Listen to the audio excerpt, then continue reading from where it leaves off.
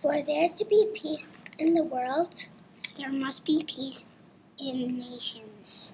For there to be peace in nations, there must be peace in cities. For there to be peace in cities, there must be peace in neighborhoods. For there to be peace in neighborhoods, there must be peace in schools. There can be peace in school. There must be peace in our homes.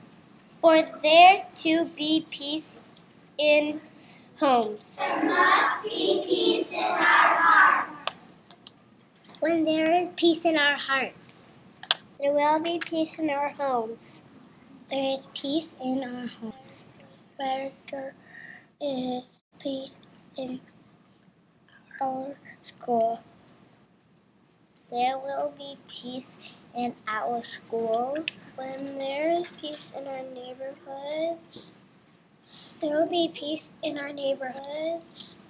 When there is peace in our cities, there will be peace in our cities. When there is peace in our nations, there will be peace in our nations. And we will have peace in our world.